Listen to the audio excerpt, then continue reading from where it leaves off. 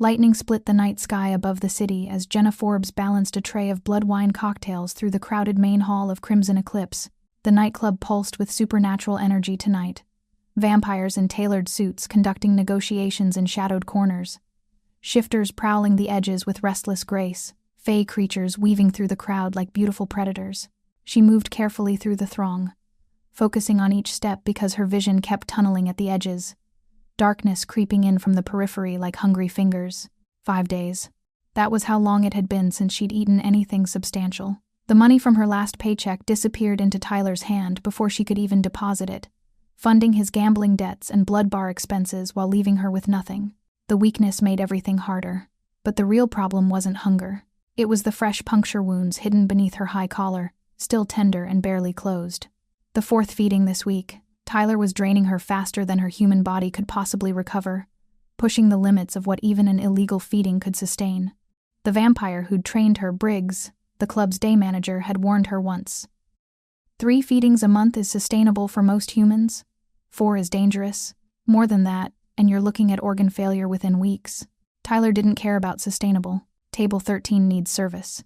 Briggs's voice crackled through her earpiece. VIP section. Full party tonight. Jenna's stomach dropped.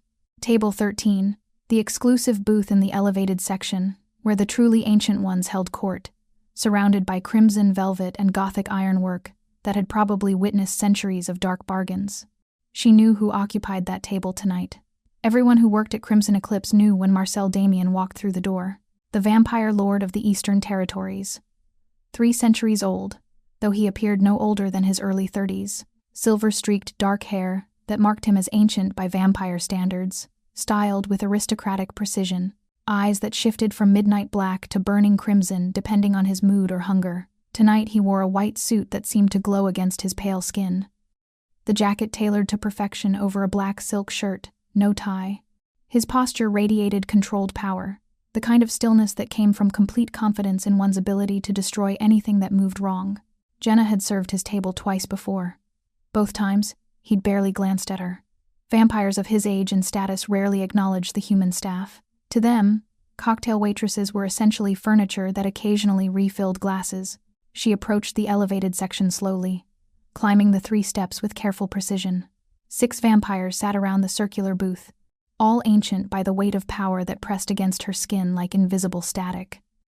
They were speaking in low tones French, she thought, though the words were too rapid for her limited understanding. The conversation stopped the moment her shadow fell across their table. Marcel's gaze lifted. For half a second, his dark eyes swept over her face with the same disinterested assessment he'd given her before, then returned to the vampire across from him, a striking woman with platinum hair and ice-blue eyes, who radiated cold menace. "Blood wine," Jenna said quietly, her voice coming out steadier than she felt. She set down the first cocktail, the deep red liquid almost black in the crystal glass. Aged 30 years. How special. No one acknowledged her. That was normal. In their world, humans were prey that occasionally proved useful.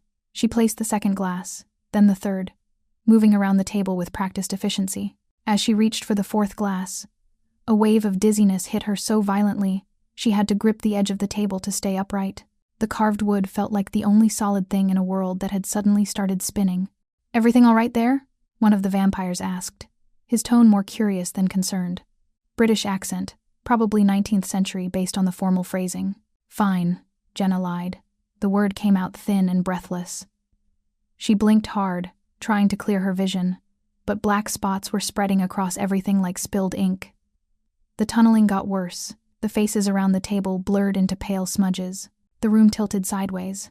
She took a step back from the table. Tray clutched against her chest like it could somehow anchor her to consciousness. Her heart was racing too fast, irregular beats that felt wrong. Blood loss. Anemia. Her body was finally giving up after months of Tyler's escalating predation. Marcel looked up again. This time, his eyes didn't move away. They locked onto her with sudden, complete focus, and in that instant, they flared from midnight black to brilliant crimson. Not the dull red of mild hunger, but the blazing scarlet of ancient fury awakening. He saw something. She didn't know what, but his entire body tensed like a predator catching the scent of wounded prey. Jenna turned away quickly, instinct screaming at her to get away from that crimson stare. She needed to make it back to the bar. Just 20 feet. She could manage 20 feet. She made it 4 steps before her knees buckled. The tray clattered to the floor. Crystal shattered against marble with a sound like breaking bones. The music seemed to cut out, or maybe her hearing was failing along with everything else. She was falling, the polished floor rushing up to meet her face. Strong hands caught her before impact. Arms wrapped around her waist with inhuman speed, pulling her up against a chest that felt like carved stone beneath expensive fabric. She tried to speak, tried to apologize for dropping the glasses, for making a scene, for existing in a way that caused problems, but nothing came out.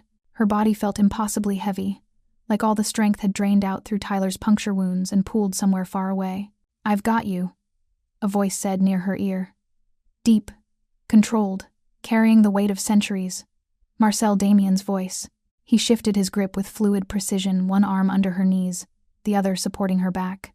He lifted her as if she weighed nothing at all, cradling her against his chest.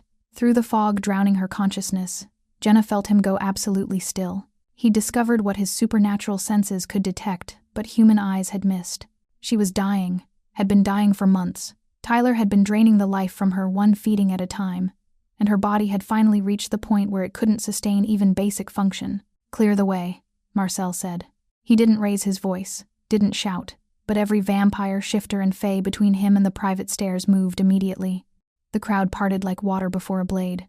Jenna's vision was fading to black at the edges, consciousness slipping away in pieces, but she heard the whispers following them. The Lord claimed her.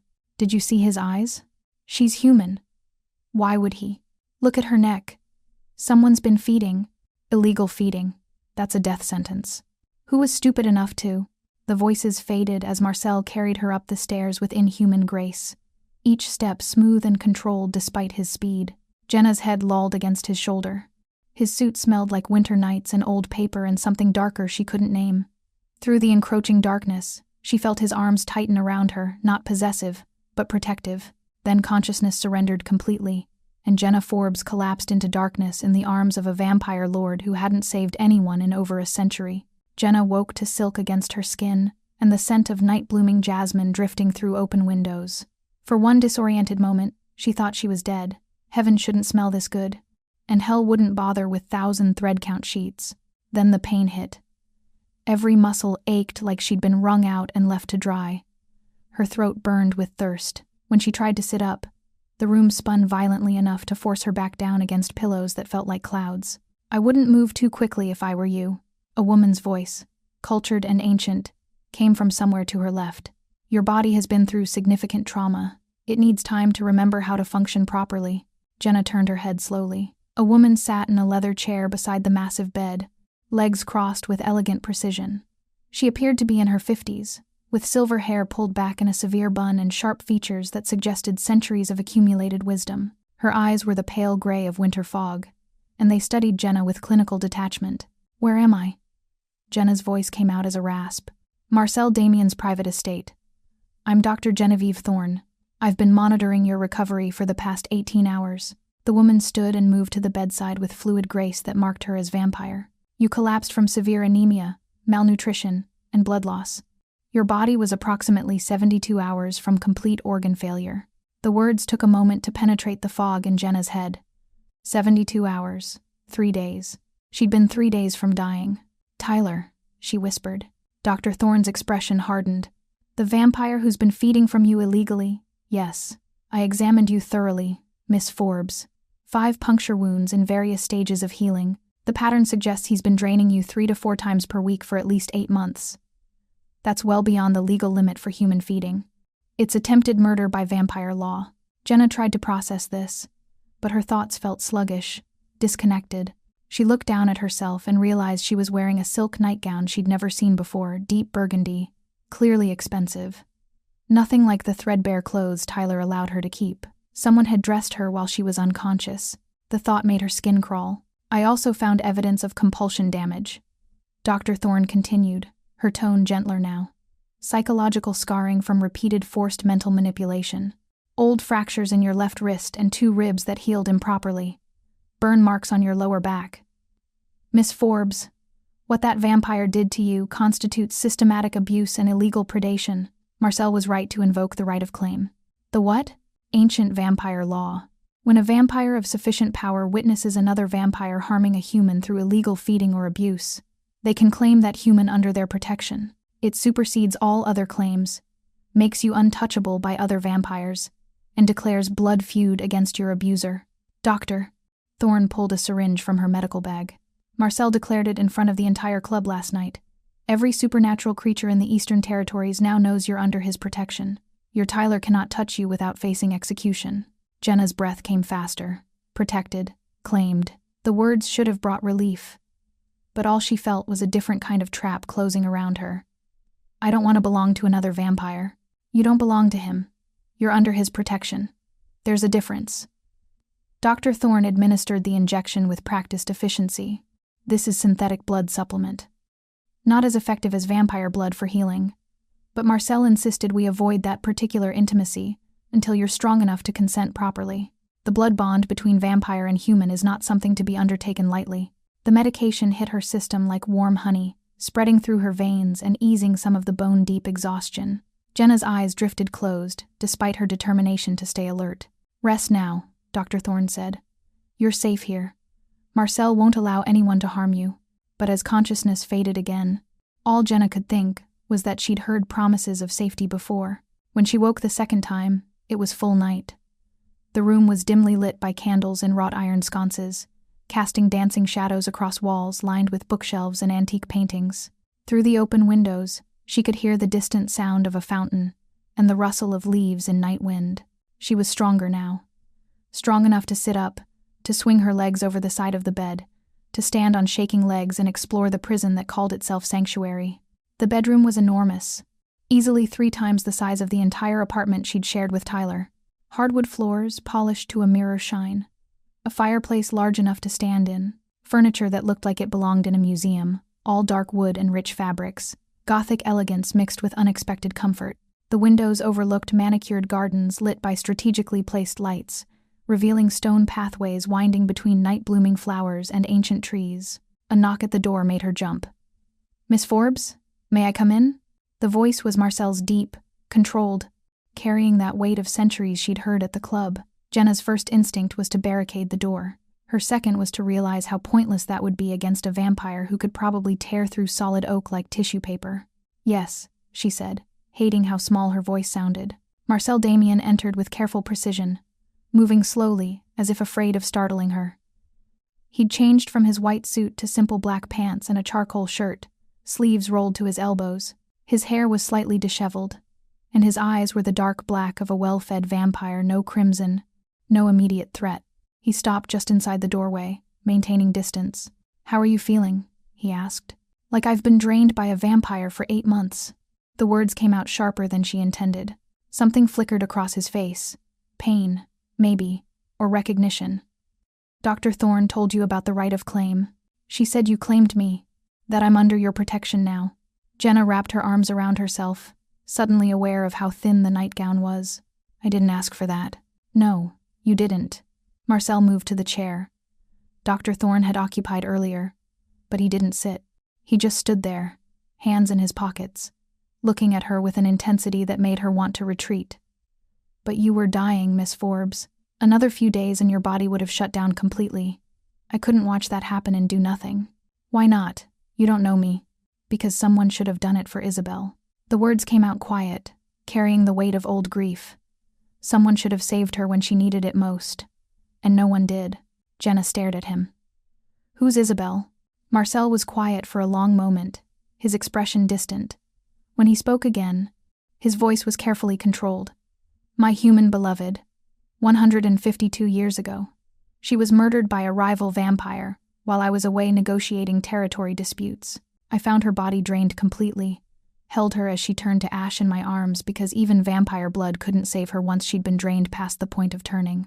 I was too late then. His eyes met hers, and she saw centuries of guilt reflected there.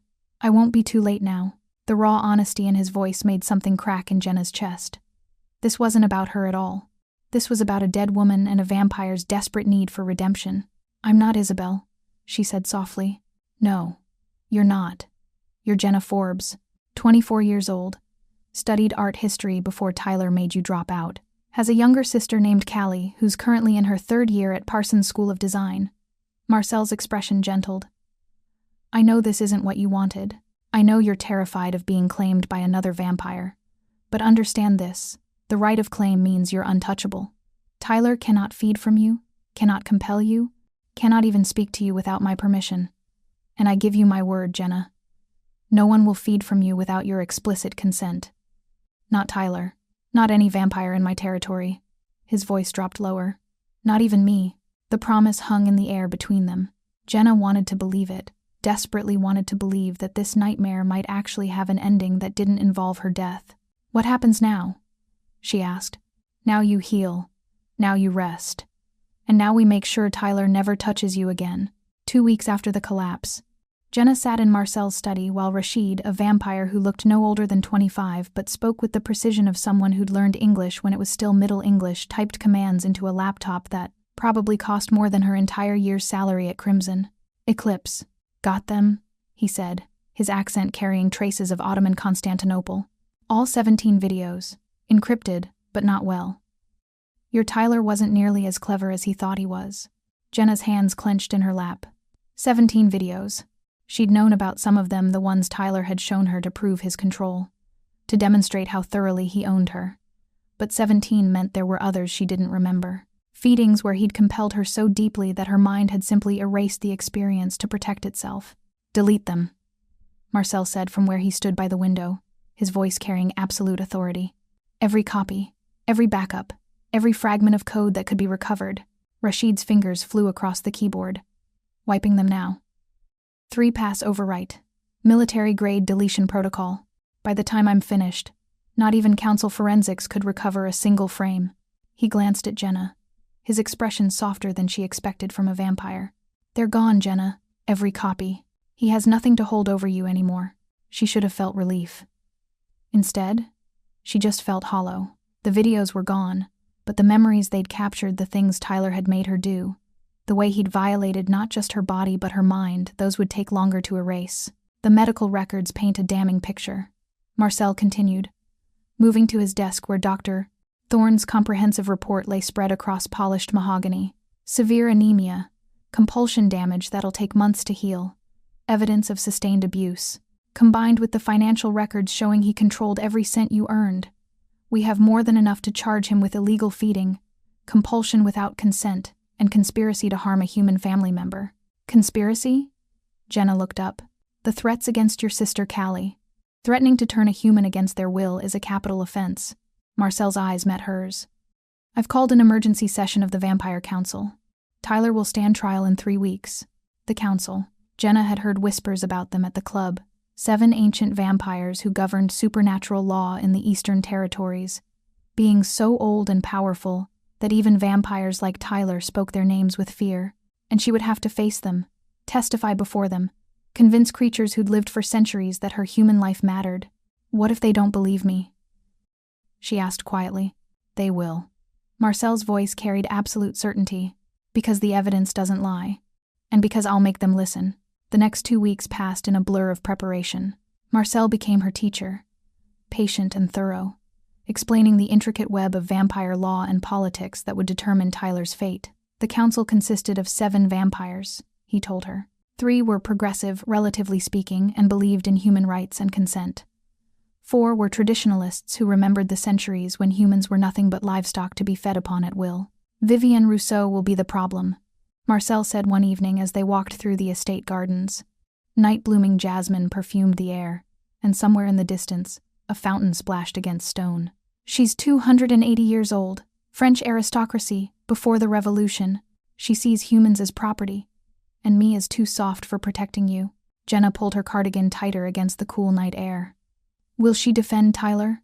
Most likely, not because she cares about him, but because she wants to preserve traditional vampire privileges. Marcel paused beside a rose bush, his fingers ghosting over petals that seemed to glow in the moonlight. She'll argue that Tyler had every right to feed from a willing human, that compulsion is just part of vampire nature, that prosecuting him sets a dangerous precedent. But I wasn't willing. I know. Marcel turned to face her, and in the dim light, his eyes held something that looked like old pain. That's what we have to make them understand. The difference between willing and compelled, between consent and control. They stood there in silence for a moment, the night air filled with the scent of flowers and the distant sound of the city beyond the estate walls. Jenna found herself studying Marcel's profile, the sharp line of his jaw, the silver threading through his dark hair that marked him as ancient, the careful way he held himself at a distance from her, never touching, never crowding, always giving her space to breathe. "Why do you care so much?" she asked. "About human rights, consent, all of it. Most vampires your age don't." Marcel was quiet for a long time. When he finally spoke, his voice carried the weight of centuries. "Because I remember what it was like to be human. I remember dying of plague in 1677. Remember the terror of knowing death was coming and being powerless to stop it. I remember what it felt like to have my mortality stripped away without my consent, when a vampire turned me because she was lonely and wanted a companion." His hands clenched. "Choice matters, Jenna. Agency matters. The moment we forget that, we become the monsters humans fear we are." The hearing took place in an ancient chamber deep beneath the city, accessible only through tunnels that predated New York itself. Jenna descended stone steps, worn smooth by centuries of use. Marcel at her side and Dr. Thorne just behind them. The chamber was vast and circular, lit by torches that cast dancing shadows across walls carved with symbols she didn't recognize. The 7 council members sat in high-backed chairs arranged in a semicircle, looking down at the proceedings like judges from some medieval court. Jenna recognized Vivienne immediately. Platinum blonde hair, ice blue eyes, and an expression of cold disdain. The vampire wore silk the color of old blood and regarded Jenna like something distasteful she'd found on her shoe. Tyler stood in the center of the chamber, flanked by 2 daywalker enforcers. He looked thinner than Jenna remembered, less dangerous somehow without his power over her. But when his eyes found hers, she saw the same possessive hunger that had haunted her nightmares.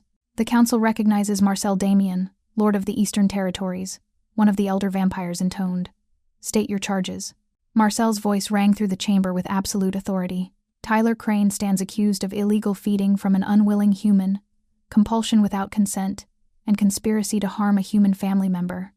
I present medical evidence, financial records, and testimony from the victim herself." Vivienne leaned forward, her voice dripping with aristocratic disdain. "We've fed from willing humans for millennia, Marcel. How is this different?" "Willing," Marcel said, his tone sharp as broken glass, "is the word you should examine more closely. Miss Forbes, please tell the council what Tyler did to you." Jenna's throat went dry, 7 pairs of ancient eyes fixed on her predators assessing prey. Her hands shook as she stepped forward, but she forced her voice steady. "He fed from me 3 to 4 times a week for 8 months. He compelled me to forget the feedings, to ignore my own injuries, to hand over my paychecks. He made videos of me under compulsion and threatened to release them if I left. He threatened to turn my sister into a vampire against her will if I told anyone what was happening." "She never said no," Tyler interrupted, his voice carrying false reasonableness. "She came to me willingly every time, because you made sure I couldn't say no." Jenna's voice cracked, but she pushed through it. "You compelled my compliance. You erased my memory of protesting. You made me forget that I wanted to leave. That's not consent, that's control." Marcel stepped forward, holding Dr. Thorne's report. "The medical evidence shows compulsion damage that will take months to heal. Blood loss beyond sustainable levels. Tyler was killing her slowly, and he knew it. The law is clear: feeding from a compelled human without explicit ongoing consent is illegal.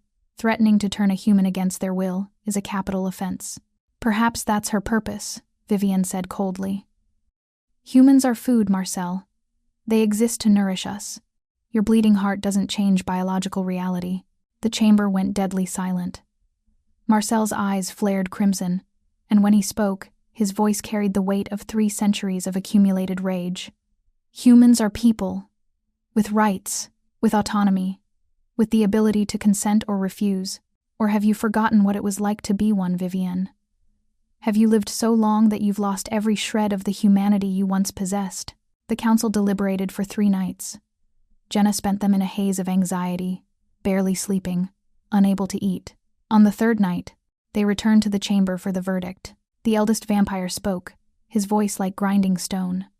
"The council has reached a decision. Tyler Crane is guilty of all charges. The sentence is execution by sunlight. However, broader legal reform regarding human rights will be tabled for future debate. Tyler's face went white. No, you can't. Sentence will be carried out at dawn, the elder continued. The human Jenna Forbes is formally recognized as under the protection of Lord Marcel Damien. Any vampire who harms her will face similar execution. At dawn, Jenna stood on a shaded balcony overlooking the execution grounds with Marcel beside her. Below, Tyler was chained to a platform that would rotate to face the rising sun. When the first rays of light touched him, he screamed. It took less than a minute. Vampire flesh ignited like paper, burning impossibly fast. Tyler's last words, screamed through flames, reached Jenna despite the distance. You'll never be one of us. He'll drain you dry eventually, too. Then there was only ash drifting on the morning breeze. Marcel's hand found hers, warm and solid. It's over, he said quietly. He can't hurt you anymore. Jenna watched the ash scatter and felt nothing, no triumph, no relief, just hollow emptiness where fear used to live. Why doesn't it feel like victory? Because justice doesn't heal trauma. It just stops it from continuing. Marcel's thumb brushed across her knuckles. The healing comes later, and it takes time. They stood together in the growing dawn, mortal and immortal, watching the sun rise over a world where Jenna was finally, truly free. 3 weeks after Tyler's execution, Jenna stood in the center of Marcel's private gallery, surrounded by centuries of accumulated art, and felt utterly lost. The threat was gone. The monster was ash. She was safe, healed, free to leave whenever she wanted, and she had absolutely no idea what to do next. You've been staring at that Caravaggio for 20 minutes, Marcel said from the doorway, his voice gentle. What are you thinking about? That I have nowhere to go. The admission came out quieter than she intended. No job, no apartment, no money saved. Tyler made sure of that. And I can't go back to Crimson Eclipse. I can't be around vampires feeding again. Not yet. Marcel moved into the gallery with that careful grace she'd come to recognize, always giving her space, never crowding. Then don't go back. Stay here. Work for me. Jenna turned to face him. As what? Your charity case? As my estate curator. He gestured to the walls lined with paintings, the display cases filled with artifacts, the shelves holding objects that had witnessed centuries of history. I have one of the most extensive supernatural artifact collections in North America. I need someone who can catalog it properly, research provenance, authenticate pieces. Someone with an eye for detail and a background in art history. I dropped out of art history because of Tyler, Jenna said, the old shame rising. I'm not qualified for something like this. Marcel crossed to where she stood and looked at the Caravaggio she'd been studying. What do you see when you look at this painting? She followed his gaze to the dark canvas, the dramatic chiaroscuro lighting that was Caravaggio's signature. Judith beheading Holofernes. 1,599. The violence is visceral, but the composition is off. The brushwork around Judith's hand doesn't match the rest of the piece. And the crackler pattern is wrong for a painting this age. It's a forgery, Marcel said quietly. Probably 19th century, excellent quality. I paid $300,000 for it 5 years ago from a dealer in Rome, who assured me it was authentic. He turned to her, and something in his expression made her breath catch. You saw in 3 weeks what expert appraisers missed. You have the gift, Jenna. I've watched you look at the paintings when you think no one's paying attention. You see what others miss. The trial period began the next morning. Marcel gave her access to his complete collection, not just the gallery, but the climate-controlled storage rooms, the archive of acquisition documents, the digital records that needed organizing. Jenna threw herself into the work with desperate focus, grateful for something to occupy her mind beyond trauma and fear and the hollow space Tyler had left behind. Within 3 days, she identified 2 more forgeries, a supposed Rembrandt sketch that showed signs of modern graphite, a Ming Dynasty vase that was actually late Qing period. By the end of the first week, she'd prevented nearly $2 million in losses and begun reorganizing the entire gallery system with a digital database that actually made sense. You're making me look incompetent, Rashid said one evening, watching her work with amused respect. I've been managing these records for 30 years. You're a tech specialist, not an art historian, Jenna replied, not looking up from the provenance documents she was cross-referencing. Different skill sets. But the real discovery came 2 weeks into the work, when Marcel tried to compel her to take a break. His eyes flashed red, power rolling off him in waves that should have crushed her will like paper. Jenna, stop working and rest. She felt the compulsion brush against her mind like smoke present, but intangible, unable to find purchase. Nice try. But I'm fine. Marcel stared at her. You resisted that. Was I not supposed to? She finally looked up from her laptop. It felt like someone suggesting something I could choose to ignore. Most humans can't ignore vampire compulsion. It's irresistible. Marcel moved closer, fascination evident in his expression. Try it again. I'm going to compel you to close your laptop. The power came again. Stronger this time. Jenna felt it pressing against her consciousness, trying to override her will. But it was like trying to grip water. She could feel it, but it couldn't control her. Still no. Is this a rare thing?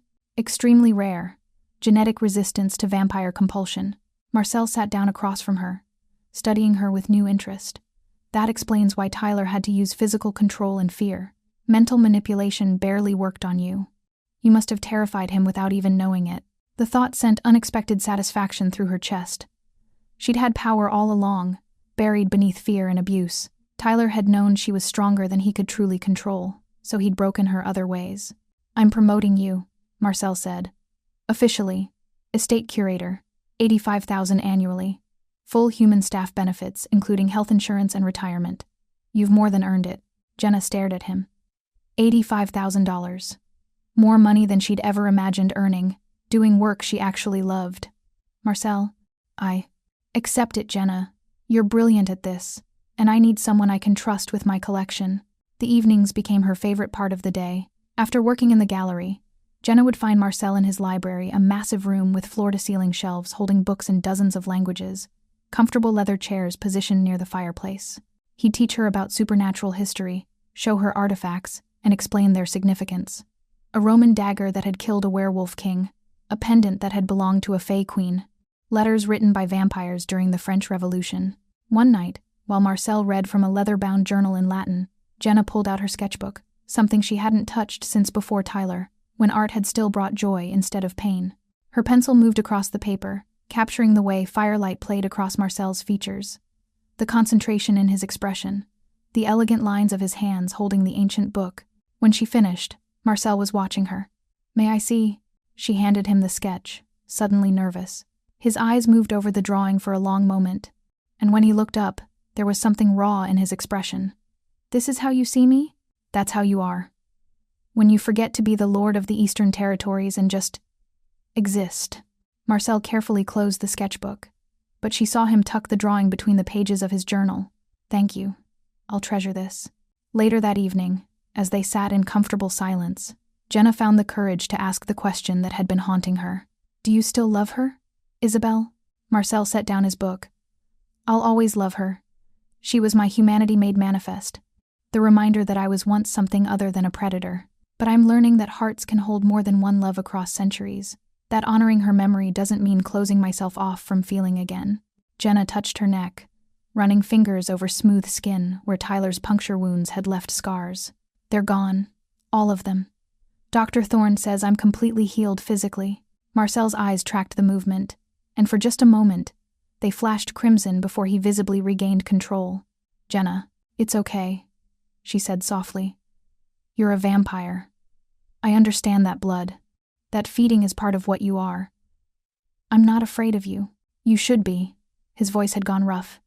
What I want when I look at you isn't always noble or protective. Sometimes it's just hunger. Need. The predator seeing prey. But you don't act on it. No, I don't. The gallery opening 4 weeks later marked Jenna's emergence into supernatural society as more than Marcel's protected human.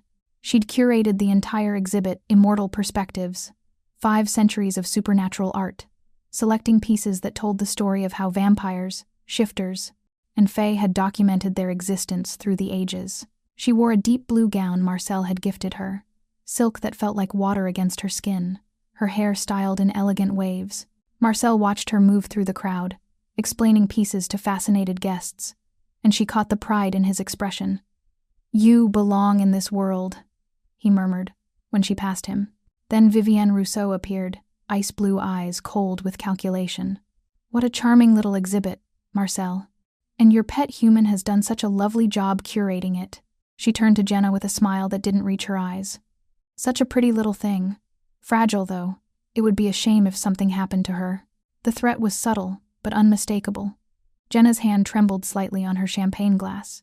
That night, she couldn't sleep. The fear had returned not of Tyler, but of this world she'd entered, where power plays and territorial disputes could turn deadly in heartbeats. At 2 a.m., she found herself standing outside Marcel's study, hand raised to knock. "Come in." "Jenna." His voice came through the door before she could make contact. He sat at his desk, papers spread before him, still wearing his formal attire from the gallery opening. When he looked up, concern creased his features. "What's wrong?" "I keep thinking about what Tyler said. That you'll drain me eventually too. That it's just a matter of time before the predator wins." She wrapped her arms around herself. "Vivienne's threat tonight. It reminded me that I'm surrounded by creatures who could kill me without effort. And you're one of them." Marcel stood slowly, moving around the desk but maintaining distance. "I am. I won't deny what I am, Jenna. I'm a vampire, a predator. Sometimes when you're near, I can hear your heartbeat and smell your blood, and every instinct I have wants to taste you." His eyes flashed crimson briefly. "But I choose who I am beyond my nature. I choose control. I choose to protect instead of prey upon. That choice doesn't make the hunger disappear, it just means I refuse to let it control me. How do I know you won't change your mind? You don't. You have to trust me. And I know that's terrifying after Tyler broke your ability to trust anyone." Marcel's voice softened. "All I can offer is my word and my actions. I've kept you safe. I've given you space to heal. I've offered you work and purpose without demanding anything in return. Judge me by what I do, not by what I am." Jenna looked at this ancient vampire who'd saved her life, who'd given her back her agency, who treated her like a person instead of property. "I think I'm starting to trust you. That scares me almost as much." "Good," Marcel said quietly. "Fear keeps you careful, but trust is how we heal." The conversation came 3 nights later, while they sat in the library after Jenna had finished cataloging a collection of medieval manuscripts. Marcel set down his wine glass with deliberate care, and she recognized the tension in his shoulders. He was nervous, which was so unlike him that it immediately put her on alert. "There's something I want to discuss with you," he said. "A choice I'd like to offer, though you're free to refuse without consequence." Jenna closed her laptop. "That's an ominous way to start a conversation. I want to propose a blood bond." The words came out in a rush, as if he'd been holding them back for weeks. "It's an ancient vampire ritual of trust and partnership, not turning, not claiming in the legal sense something different. A symbolic exchange where a human offers blood freely to a vampire, and the vampire offers blood in return." Her hand went instinctively to her neck, to the place where Tyler's fangs had pierced her skin hundreds of times. "You want to feed from me?" "No, I want your trust." His expression intense. "The blood is just how we seal it. The bond creates a psychic connection. You'd be able to sense my emotions, my location. I'd be able to do the same with you. And more importantly, it would mark you as blood-bonded in vampire society. No other vampire could compel you or feed from you without facing execution. Not even council members." Jenna's breath caught. Complete protection from compulsion, from unwanted feeding, from everything Tyler had done to her. "What's the catch? It's permanent. The connection doesn't fade. And it would make you mine in the eyes of vampire society." Marcel's voice softened. "But more importantly, Jenna, it would make me yours. I would be bound to protect you, to prioritize your safety, to honor your autonomy in ways that vampire law would enforce. You'd have power over me that no human has held in over a century. Since Isabel. He stood and moved to the window, his reflection ghostly in the dark glass. "I'm not asking because I need it. I'm asking because I want it, because somewhere in the past 10 weeks, you stopped being the human I saved and became the person He stopped himself.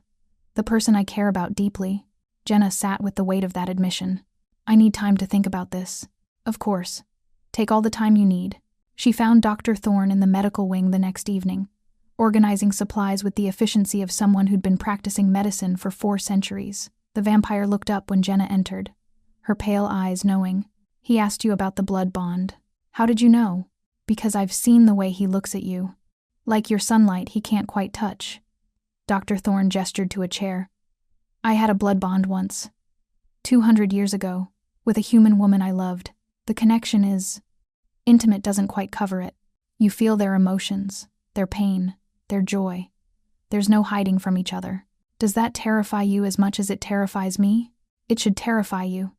It's vulnerability on a level most humans never experience. But it's also trust made tangible. Doctor, Thorne's expression softened. The question isn't whether you're afraid. The question is whether you trust him enough to be afraid together. That night, Jenna's phone buzzed with an encrypted message. Unknown number, but the words made her heart stop. Jenna? Are you alive? Please tell me you're alive. It's Callie, her sister. 3 months of silence, and now this desperate message. Jenna's hands shook as she typed back, I'm alive. I'm safe. I'm so sorry I disappeared. The response came immediately. Where are you? What happened? Tyler told everyone you ran away, but I knew something was wrong. Please, I need to see you. Jenna stared at the message, torn between desperate longing and terror. Seeing Callie meant risk, meant potentially drawing her sister into a world of supernatural politics and vampire vendettas. But not seeing her meant leaving Callie to believe she'd been abandoned. Before she could respond, the lights in the gallery went out. Jenna froze, her newly developed instincts screaming danger. She was doing late inventory, alone in the downtown gallery location. Marcel was at a council meeting across the city. Her phone was in her hand. She triggered the silent alarm with shaking fingers. 3 figures materialized from the shadows. Vampires, moving with predatory grace. The leader smiled, fangs gleaming. Lord Damien's little pet. Vivienne sends her regards. The compulsion hit her like a physical force. Sleep, the vampire commanded, power rolling through the word. Jenna felt it brush against her mind, trying to drag her into unconsciousness. But her genetic resistance held. She stumbled backward, staying on her feet, staying aware. I don't think so. The vampire's smile vanished. Interesting. The human has some fight in her. They moved fast. Inhuman speed that should have made defense impossible. Jenna grabbed the nearest object, a priceless Ming vase, and threw it. The crash brought no help, but it bought her seconds. She ran for the emergency exit, knowing she couldn't outrun vampires but needing to try anyway. A hand caught her arm with crushing force. Pain exploded through her shoulder. She screamed. Then Marcel was there. She didn't see him arrive, didn't hear him enter. One moment she was caught. The next, the vampire holding her was airborne, thrown across the gallery with force that shattered display cases. Marcel stood between her and the attackers, his eyes blazing crimson, fangs fully extended. This wasn't the controlled vampire who taught her about art history. This was the apex predator who'd ruled territory for 3 centuries. The fight was brutal and efficient. Marcel moved like violence made flesh, every strike calculated to destroy. Finn appeared moments later, a daywalker enforcer built like a brick wall, and together they reduced the 3 assassins to broken bodies in under a minute. When it was over, Marcel turned to Jenna. Blood spattered his clothes, his fangs still extended, his eyes still burning with barely contained fury. He looked terrifying. He looked beautiful. He looked exactly like what he was, a vampire lord protecting what was his. Are you hurt? His voice was rough, barely controlled. My shoulder. I think it's dislocated. The adrenaline was wearing off, pain flooding in. Marcel crossed to her with careful movements, forcing himself back under control. Let me see. His hands were gentle despite the violence still radiating from him. This is my world. Jenna, violence and blood and death. I won't lie to you about what choosing me means. This is what my enemies will do to hurt me. They'll come after you. Vivienne won't be the last. Jenna looked at the broken bodies, at the destroyed gallery, at Marcel's crimson eyes finally fading back to black. I choose the blood bond, she said. Not because I'm grateful that you saved me, not because I'm afraid and need protection, because I trust you, because I want the connection, because I'm choosing you, Marcel. The ceremony took place 2 nights later, in Marcel's private chambers. Candles lit the space, casting dancing shadows across walls hung with tapestries that predated America itself. Dr. Thorne was present as witness, along with Rashid and Finn, but they stood at a respectful distance. Marcel faced Jenna in the center of the room, both of them dressed simply, him in black, her in white. The symbolism wasn't lost on her. Darkness and light, predator and prey, choosing to meet in the middle. The words are ancient, Marcel said softly. French and Latin, the languages of my human life. I'll translate, but the ritual requires the old tongue. He spoke, his voice carrying the weight of centuries. Je t'offre ma protection, mon sang, mon cœur. In sanguine meo vinculum aeternum. I offer you my protection, my blood, my heart. In my blood, an eternal bond, Jenna translated quietly. Marcel's fangs extended, but his movements were slow, giving her every chance to refuse. This will hurt for a moment, but I'll make it as gentle as I can. Jenna offered her wrist, the gesture deliberate. I offer freely what was once taken by force. His fangs pierced her skin with surprising delicacy. The pain was sharp but brief. Nothing like Tyler's brutal feedings.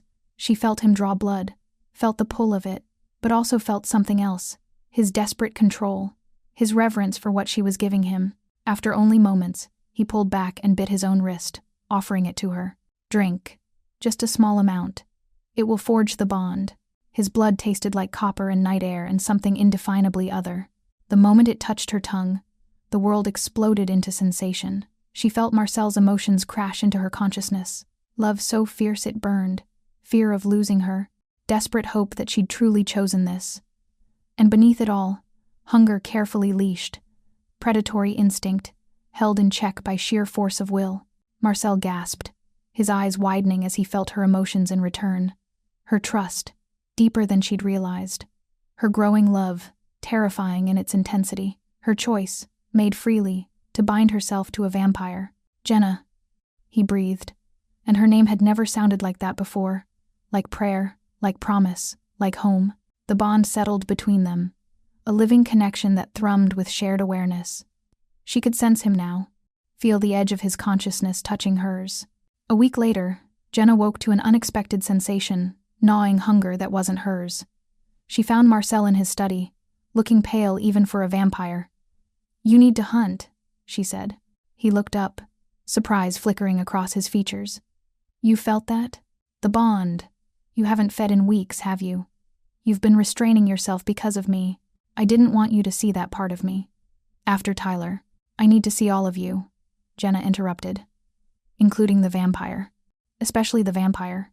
She went with him to the blood bank program. He funded a system where willing donors provided blood ethically. Watched him feed from a volunteer who understood exactly what they were offering. It should have terrified her. Instead, she saw it for what it was. A vampire honoring consent, controlling his nature, choosing humanity despite his predatory instincts. When they returned to the estate, Marcel caught her hand in the garden. Moonlight silvered the night-blooming flowers, and the psychic bond hummed between them. "Jenna," she kissed him. Finally, after weeks of dancing around this attraction, she closed the distance and pressed her lips to his. He made a sound low in his throat, surprise and hunger and desperate relief. His arms came around her, careful even in passion, always giving her space to pull away. When they broke apart, both breathing hard, Marcel rested his forehead against hers. "We don't have to rush this. I know you're still processing what Tyler did. I know, and I'm not ready for everything yet, but I'm ready for this. For you. For us." She smiled against his lips. "One step at a time. Blood-bonded partner." "One step at a time," he agreed, and kissed her again under a sky full of stars. The emergency council session was called 3 days after the blood bond ceremony. Jenna felt Marcel's tension through their connection before he even told her a tight coil of anger and calculation that made her stomach clench. "Vivienne is making her move," he said, jaw tight as he read the formal summons. "She's claiming I'm compromised by human sentiment, that my territory protection has weakened because I'm too focused on you. She's demanding a vote of no confidence. Can she do that? She can try. If she gets 4 votes, I lose my council seat and my territory. Everything I've built for 3 centuries. Marcel's eyes met hers, crimson flickering at the edges. "This is because of us. Because I chose you over vampire politics. Then we prove her wrong." Jenna stood, that familiar determination settling over her. "We prove you haven't gone soft, and we prove she's the one who doesn't deserve power." She spent the next 2 days buried in research, using every skill she'd developed as curator. Something about Vivienne had bothered her since the gallery opening. The vampire wore too much jewelry, displayed too many artifacts in her penthouse. Pieces that didn't match her documented collection history. Jenna cross-referenced acquisition records, traced provenance through black market databases. Rashid helped her access, interviewed human staff who'd worked in Vivienne's properties. The pattern emerged slowly, sickeningly. Artifacts that had belonged to missing humans, jewelry from women who'd disappeared, personal items that should never have been for sale. And beneath it all, a human trafficking operation that sold compelled humans to vampire black markets across 3 continents. She's been doing this for decades, Jenna told Marcel, spreading evidence across his desk. Taking humans, compelling them into slavery, selling them to the highest bidder. These artifacts are trophies. She kept them like a serial killer keeps souvenirs. Marcel's expression went absolutely still, the kind of stillness that preceded extreme violence. How many humans? At least 47 that I can prove. Probably more. Jenna's hands shook as she showed him photographs of missing persons. Their belongings now in Vivienne's collection. She's been getting away with it because no one thought to look. No one cared about missing humans. I care. Marcel's voice carried the weight of ancient fury. And so will the council. The hearing took place in that same underground chamber where Tyler had been sentenced. But this time, Jenna walked in, not as victim, but as prosecutor. She wore a tailored suit Marcel had commissioned, deep charcoal that made her look professional, capable, dangerous in her own right. The blood bond hummed between them, and she felt his pride and his fear in equal measure. Vivienne stood before the council in ice-blue silk, her expression one of confident disdain. Lord Damien has allowed human sentiment to compromise his judgment. His territory shows increased vampire attacks, decreased enforcement, all because he's distracted by his pet human. I move for a vote of no confidence. I have evidence to present first, Jenna said, her voice carrying through the chamber. Vivienne's eyes narrowed. The council doesn't hear testimony from blood-bonded humans. It's a conflict of interest. The council hears evidence of crimes, the eldest vampire said, his ancient voice implacable. Present your case, Miss Forbes. Jenna laid it out methodically. Provenance records showing artifacts from missing humans, financial trails connecting Vivienne to black market trafficking operations, testimony from 3 humans Rashid's team had rescued from underground auctions. Each piece of evidence damning, undeniable, meticulously researched. You'd believe a human over one of us? Vivienne's voice dripped with contempt. She's Marcel's creature. Of course she'd fabricate evidence to protect him. I'd believe evidence over empty tradition, one of the progressive council members said quietly. These records are thorough. The artifacts exist. The missing humans are real. What's your defense, Vivienne? I need no defense against accusations from livestock. The word hung in the air like poison. Marcel stood, and the temperature in the chamber seemed to drop. The law must apply equally, even to old vampires who think themselves above it. Vivienne Rousseau stands accused of illegal human trafficking, compulsion without consent, and conspiracy to undermine council authority. The evidence is overwhelming. The vote came swiftly. 5 council members for exile permanent banishment from all vampire territories, wandering without home or protection for eternity. 2 voted to dismiss the charges. The progressives had won. Vivienne's composure finally cracked. You're making a mistake, Marcel. She's human, fragile, mortal. In 50 years, she'll be old and you'll still be young. He'll tire of you, little human. When your skin wrinkles and your blood weakens, he'll replace you with someone prettier. Someone younger. That's what vampires do. The words struck deeper than Jenna expected, planting seeds of doubt she'd tried to ignore. But Marcel's hand found hers, warm and solid, and through the bond she felt his absolute certainty. Get out of my territory, Marcel said quietly, and pray we never meet again. 2 weeks later, Jenna stood in Marcel's downtown gallery, checking security preparations for the 5th time. Callie was coming. After months of silence, after everything that had happened, she was finally going to see her sister. When Callie walked through the door, Jenna's breath caught. Her sister looked thinner, worry etched in lines around her eyes. For a moment, they just stared at each other. Then Callie's face crumpled. Oh my God, you're okay? Jenna crossed the distance and pulled her sister into a fierce embrace. They both cried, clinging to each other like drowning people finding shore. Marcel discreetly withdrew to his office, giving them privacy. I thought you were dead, Callie sobbed. Tyler said you ran away, but I knew something was wrong. I've been looking for you for months. I'm sorry. I'm so sorry I couldn't contact you. Jenna pulled back, holding her sister's face in her hands. He was killing me, Callie. Slowly. I couldn't leave because he had leverage. And I couldn't tell you because he threatened to hurt you too. She explained everything. The abuse, the illegal feeding, Marcel's rescue, the blood bond. Callie listened with growing horror and relief mixing on her face. Are you safe? Callie finally asked. Truly safe? For the first time in years, Yes.